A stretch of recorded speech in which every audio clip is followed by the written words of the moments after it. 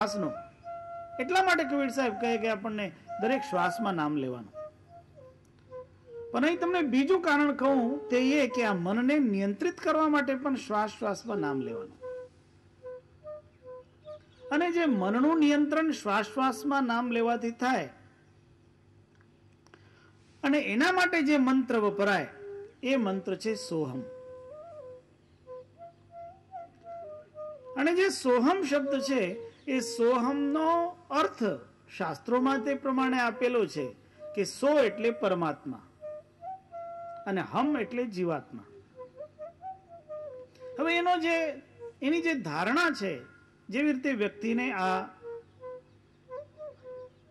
મંત્રનો જાપ કરવાનો છે એ કેવી રીતે સો અર્થાત પરમાત્મા, સો શબ્દ સાથે વ્યક્તિ શ્વાસ અંદર લે અને હમ શબ્દ સાથે શ્વાસ બહાર કાઢે. એનું કારણ સો અર્થાત પરમાત્માને અંદર ઉતારવાનું અને હમ અર્થાત અહંકારને બહાર કાઢવાનું. જે અહંકાર છે જીવનો, એ કે હું કંઈક છું, એ જ એને રખડપટ્ટી કરાવે છે. એટલે હું પણ એનું બહાર નીકળવું જોઈએ. અને જ્યારે એનું હું પણ બહાર નીકળે અને અંદર પરમાત્મા સ્થાપિત થઈ જાય તો એની સાધના પૂરી થાય. એટલે સો શબ્દ દ્વારા શ્વાસ અંદર જાય, હમ શબ્દ દ્વારા શ્વાસ બહાર નીકળે. એવી રીતે સોહમનો જાપ કરવાનો. અને એ દરેક વ્યક્તિ કરી શકે છે. આને કરવા માટે તમારે કઈ સિદ્ધાસન, બદ્ધ પદ્માસન આવા કોઈ બહુ આસનો કરવાની જરૂર હોતી નથી. તમે જે સ્થિતિમાં હોય તે સ્થિતિમાં તમે કરી શકો છો. એટલે કબીર સાહેબનું જ્ઞાન છે ને એ સહજ જ્ઞાન છે. એટલે કબીર સાહેબ જે ઉપદેશ કરી રહ્યા છે એ પણ સહજમાં છે. જે તમે સહજ રીતે કરી શકતા હોય એ જ શ્રેષ્ઠ.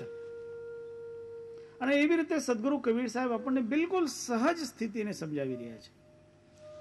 વેદાનામ સર્વશાસ્ત્રાનામ સોહમ સ્યાત સારભૂતકઃ. એ સોહમ એ બધા વેદોનો, શાસ્ત્રોનો સાર છે ને, એનો તમારે ઉપયોગ કરવાનો છે. પણ એક વાત ફરી યાદ રાખજો, એ સોહમ તમને તમારા મનને સ્થિર કરવાની ક્ષમતા આપે. પણ મન સ્થિર થયો, હજી આગળનો પંથ કાપવાનો બાકી છે. એમ તો તમારું મન સ્થિર થઈ જાય એના માટે જ તમને ઘણી સાધના કરવી પડે. પણ તમારું મન સ્થિર થયું સમજો આટલી સાધના કરતા, કે તમે સોહમનો જાપ કરતા કરતા તમારા મન ઉપર કાબુ મેળવી લીધો, પણ હજી એ સાધકને નિઅક્ષર તત્વની પ્રાપ્તિ નથી થતી. જે સાર શબ્દ છે એ સાર શબ્દની પ્રાપ્તિ હજી નથી થતી. સોહમ સાધના એક પગથિયું છે. એટલે કબીર સાહેબે 5 નામ આપ્યા છે. અને જે 5 નામ આપ્યા છે એ 5 નામમાં સોહમ એક નામ છે. એટલે જે સોહમ છે એક પગથિયું છે. આ પગથિયું પાર કરવું પડે. અને આ પગથિયું પાર કર્યા પછી જ તમે આગળનું પગથિયું મેળવી શકો છો. અને એ આગળનું પગથિયું છે એ તમારી સુરતીની સ્થિરતા છે.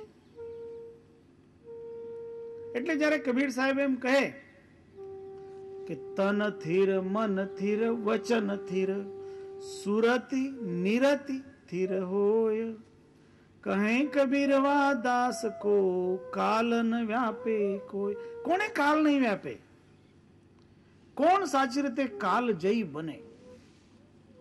કે એને આવા એક પછી એક સ્થિર કરવા પડે. પહેલા તનને સ્થિર કરે, પછી એ મનને સ્થિર કરે, પછી એની વાણી સ્થિર થાય, પછી એની સુરતિ સ્થિર થાય. તો મનને સ્થિર કરવા માટે આપણે આ જોઈએ તો સોહમનો જાપ. અને જાપ પણ નહીં, તમે માત્ર સોહમ સોહમ સોહમ એમ જાપ કરો તો એનાથી નહીં સિદ્ધ થાય. પણ જ્યારે આ સોહમ જાપથી આગળ વધે અને અજપા બને, ત્યારે એ જરૂર મનને કાબુમાં કરી શકે છે. અને અજપા એટલે એવો જાપ જે જપ્યા વગર થાય. તમારે અંદરથી નિરંતર ચાલતો જાપ છે, એટલે જ એનું નામ અજપા છે. અજપા શબ્દનો અર્થ છે જેને જપ્યા નહીં અને જપ્યા ન હોવા છતાં જે થાય.